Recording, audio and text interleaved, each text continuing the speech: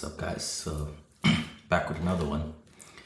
So, this one's gonna be about rhythm, flow, balance. In this ever-changing world, we need to remain adaptable. I've got this from a software book that I was reading today, and it kind of just inspired something in me to kind of make a video about this universal law of impermanence. Impermanence, what does this mean? Impermanence, this means that it's a law stating that change is susceptible to everything within this density of reality, this physical plane, this three-dimensional space. Nothing stays the same. And there's this famous quote that says, the only thing that is constant within this reality is change. Change is literally the only thing that is constant. And there's nothing that is not changing. And this is exactly why it is to your benefit and everyone else's benefit to remain adaptable. Be adaptable. This is how Mother Nature has made us. Mother Nature knew this law, and Mother Nature infused the spirit of adaptability within ourselves, within our immune system, within all systems of nature. This is even also true in the software space, which is very funny, which is very few things. Software would defy the laws of reality, the laws of this existence, but no, everything bends to God's will. Everything.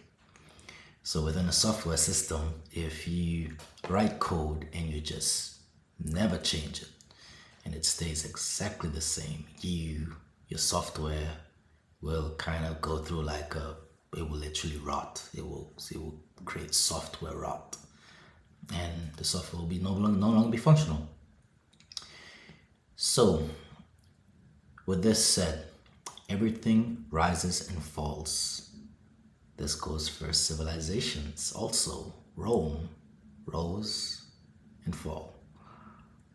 Egypt rose and fall. And everything has a chance to fail and a chance to succeed. Football teams, it's the same thing. There's no one best football team, no one best basketball team. They all have their seasons. They come and they go, just like that. So, what are some mental models you can implement to increase your adaptability? First things first,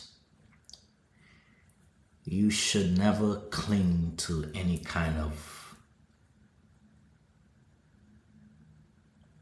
rigid set rules that you have imposed onto yourself.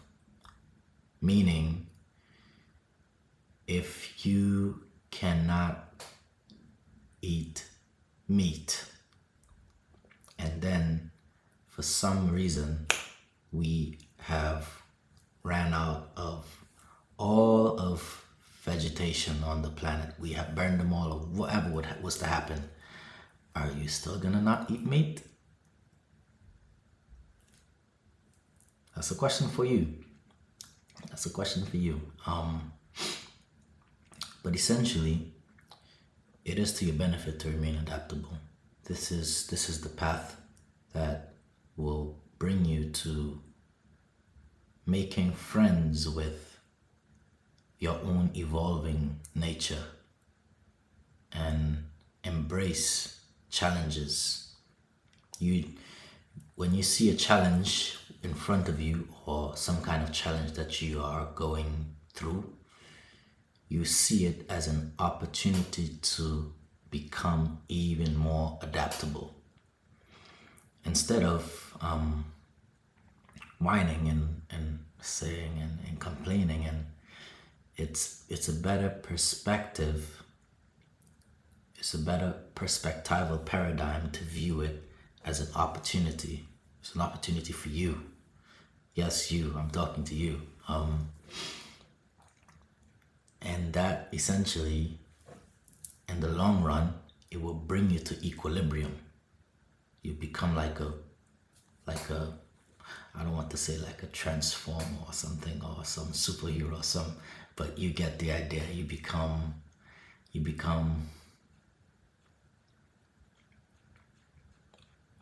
I don't have the word right now, but I'll get back. Yeah, this law even goes for the weather. Neurons, light, as constant as light seems. No, they are just particles. They come and they go. It seems constant to you because you are too slow to see the fluctuations. Your nerve system are too slow to see the fluctuations. Even vision is not a constant thing at all, as constant as it looks to you. It only looks that way because we're too slow to see the gaps in our vision. Our brain is very good at filling in the gaps and tricking us to think things are constant. But this is the purpose of what ego does. Ego wants us to think and cling on to things and cling on to concepts and cling on to labels and as if they will always be a constant. Ego wants to trick us to feel as if things will remain constant and we must cling on to it and never let go, and this is the way things should always be and things should never change, and as if things change I'm sad and I'm yeah, no, that's usually a path to suffering, never ending suffering. Emotions also, we do this with emotions sometimes. We have a happy moment and we don't want it to end. We don't want it to last. I mean, we don't want it to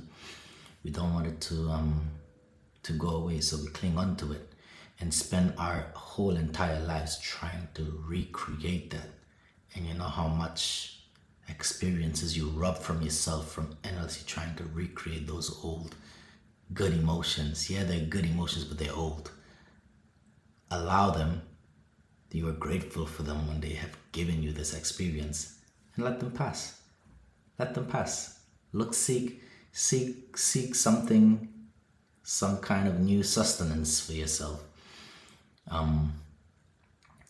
This is also true with your thoughts.